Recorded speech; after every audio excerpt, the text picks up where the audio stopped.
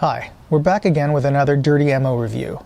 Now, a little while back we did a review of 4 different ammo brands to see which one was the dirtiest. Well, by that I mean which left the most fouling behind on a .22 long rifle pistol. Now, in the last review, one brand that wasn't included was Aguila Super Extra, and today we're going to compare that versus the 2 brands that came out the cleanest and the dirtiest.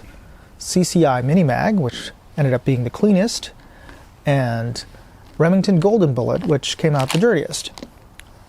Now, before we get started, please hit the subscribe button and help us grow this channel. And we'll be making more videos, and you'll be notified if you hit that little bell button when new videos get posted. So, Aguila, and that's pronounced Aguila, not Aguila. Aguila is the Spanish word for eagle, and you can see it in the logo, and it's also where we get the Hispanic surname Aguilar and Aguilera. As you may have guessed from the name, Aguila is a brand made in Mexico, but they're actually one of the largest ammo makers in the world. Now, when I got back into shooting a few years ago, I wasn't really familiar with the Aguila brand. I first think I picked it up the first time in 2017 when I picked up some 5.56 ammo at Bass Pro, but then quickly after that I started seeing it more often at my local Big 5 sporting goods, and I'd pick it up whenever they would have a sale, and they would have some great sales. I mean, sometimes I'd see it for as low as $2.50 for a box of 50, which is like 5 cents a round, and sometimes it'd be even on sale, like recently around Christmas time it was less than $2 a box. So that was a great deal. So I picked it up whenever I could because I found that it actually shot very well in my .22 rifles. Almost as well as the CCI, but certainly at half the price, that was definitely a good value. So flash forward mid-2020, and now you can't find ammo anywhere.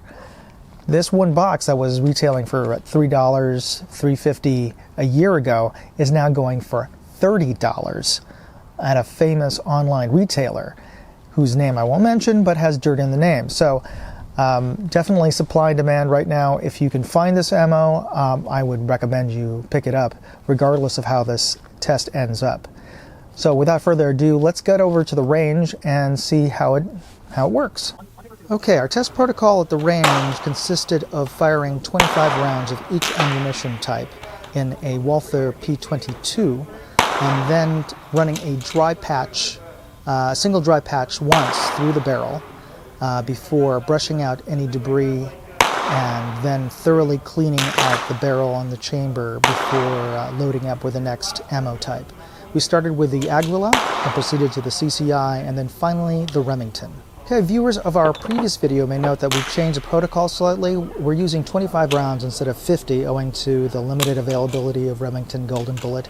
And we're using dry patches instead of patches moistened with Hoppy's bore cleaner, because we actually found out that the dry patches picked up more visible fouling than the moistened one. So moving forward, we'll be using dry patches. So here we have our results in reverse order from the shooting sequence, with Remington Golden Bullets on the top, CCI Mini Mags in the middle, and the Aguila Super Extra on the bottom. In closer detail, we can see here that the Remington patch has significantly more fouling on the left side of the patch than the CCI patch.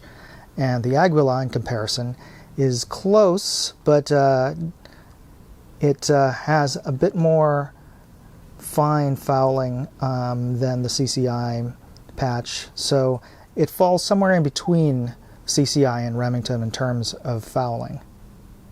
Okay, in addition to the patch samples, I also took samples of any debris, physical debris that was left over from firing each of the ammunition by brushing out the barrel, the chamber, and the mag well. See here, I could not get much, if anything, from shaking out the pistol after shooting the CCI. The Remington left a bit of fine black powder and a little bit of grittiness, and the Aguila,